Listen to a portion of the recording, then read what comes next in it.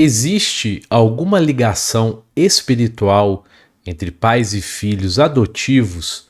Ou esse é um processo que trata-se de apenas um encontro ao acaso aqui na Terra? Nós vamos entender essa questão aqui, agora, e vamos falar também brevemente sobre a adoção por parte de casais homossexuais. Um vídeo bem bacana sobre um assunto muito pedido aqui no canal Espírita.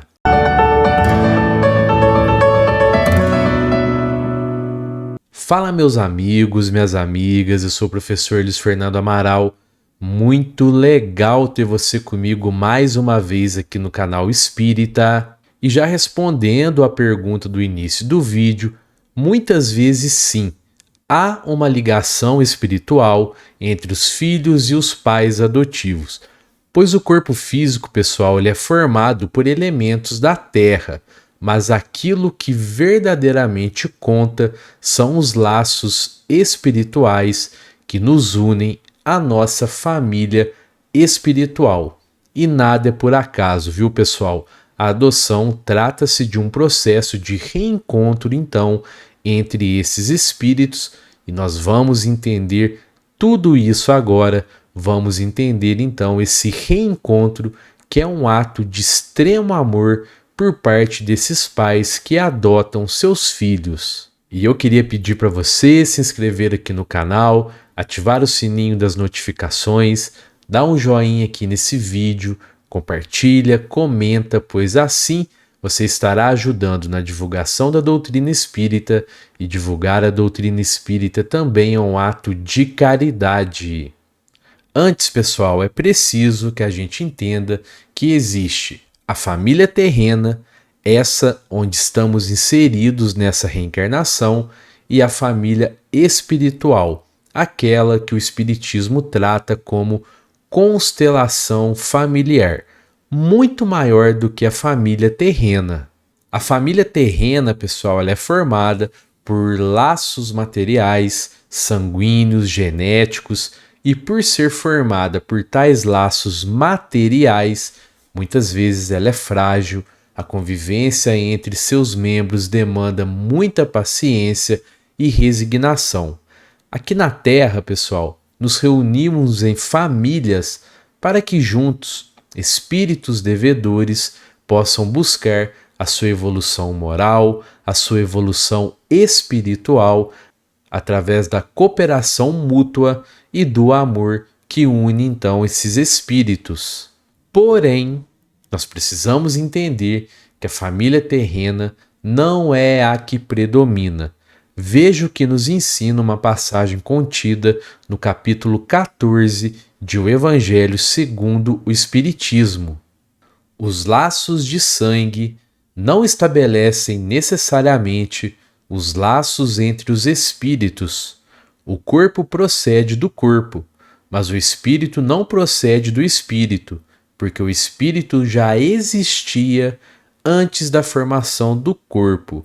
O pai não gera o espírito do filho, fornece-lhe apenas o envoltório corporal, mas deve ajudar seu desenvolvimento intelectual e moral para fazê-lo progredir. Os espíritos que se encarnam em uma mesma família, sobretudo entre parentes próximos, são, o mais frequentemente, espíritos simpáticos, unidos por relacionamentos anteriores que se traduzem por sua afeição durante a vida terrena. Mas pode ainda acontecer que esses espíritos sejam completamente estranhos uns para os outros, separados por antipatias igualmente anteriores, que se traduzem também por seu antagonismo na Terra, a fim de lhe servir de prova.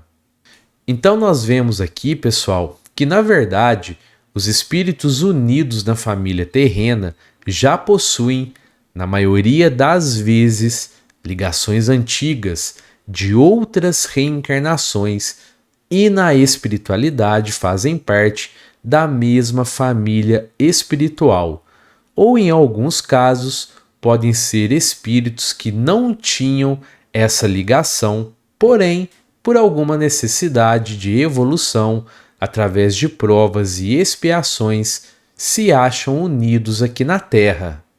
Sendo assim, pessoal, a família terrena é composta então por espíritos provenientes da mesma família espiritual. Veja o que a mentora Joana de Ângeles vai nos dizer no livro Constelação Familiar, psicografado pelo nosso amado Divaldo Franco. Esse grupamento familiar não é o resultado casual de encontros apressados no mundo físico, havendo ocorrido nas esferas espirituais antes do renascimento orgânico, quando são desenhadas as programações entre os espíritos comprometidos, positiva ou negativamente, para os ajustamentos necessários ao progresso a que todos se encontram submetidos, analisando-se as necessidades evolutivas, aqueles que se encontram com responsabilidades a cumprir juntos, constatam a excelência do cometimento que lhes ensejará reparação e crescimento intelecto-moral em face dos erros passados, facultando-se a tolerância e o perdão das ofensas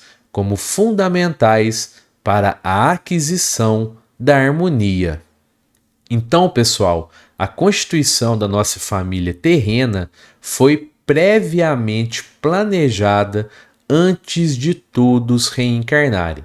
Mas, claro, nós fazemos um planejamento reencarnatório que irá nos guiar na nossa reencarnação, mas os detalhes desse planejamento nós vamos construindo durante a nossa estadia aqui na Terra.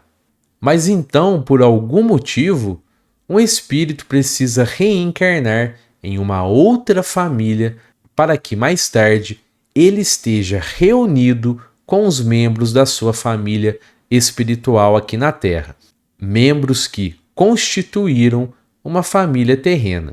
E essa reunião se dá então através do ato de amor que é a adoção. Os filhos adotivos escolheram essa experiência antes de reencarnarem, buscando oportunidades de aprendizado e oportunidades de evolução.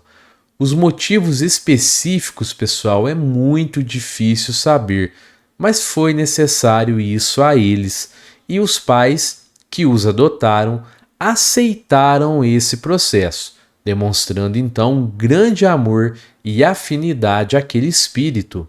A responsabilidade dos pais, pessoal, que recebe um filho adotivo, permanece a mesma em relação aos filhos biológicos. Ao receber esse filho terreno, eles estão se comprometendo com Deus à orientação àquele espírito, pois a família terrena é o meio que Deus criou para que o espírito possa aprender a pensar no outro, a conviver com as diferenças, vivenciar tolerância e resignação, exercitar o perdão e assim caminhar em direção à sua evolução.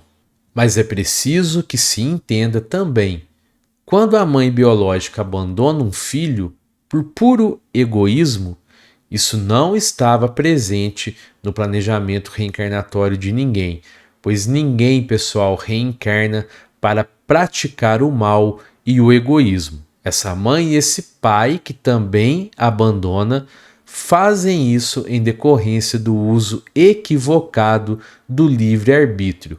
E claro, eles arcarão com a responsabilidade espiritual desse abandono.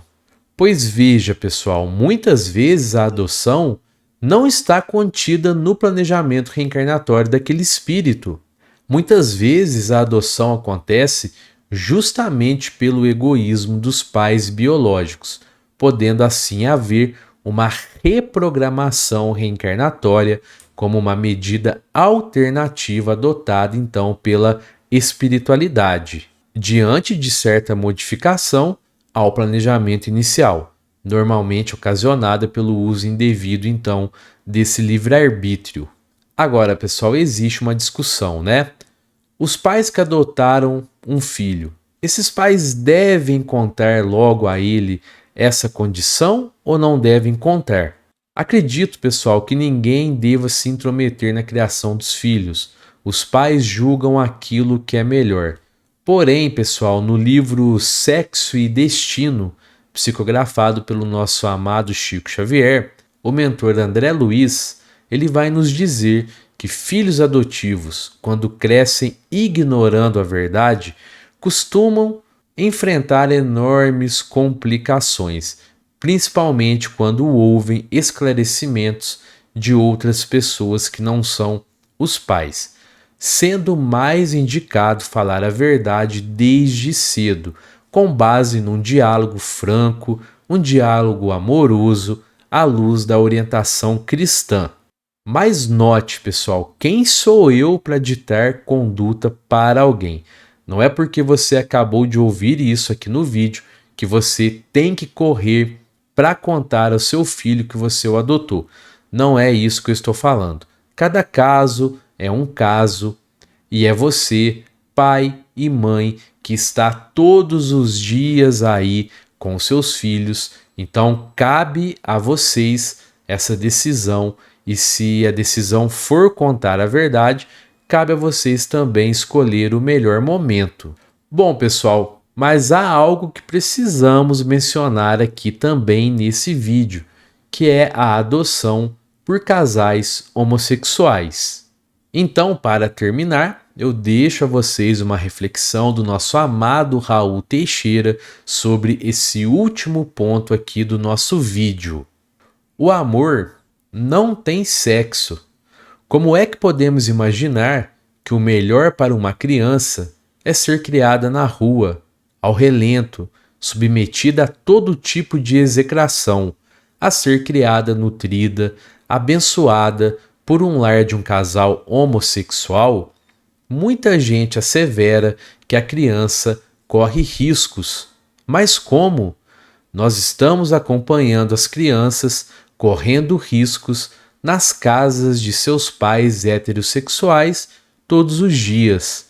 Outros afirmam que a criança criada por homossexuais poderá adotar a mesma postura, a mesma orientação sexual, o que também é falso. A massa de homossexuais do mundo advém de lares heterossexuais.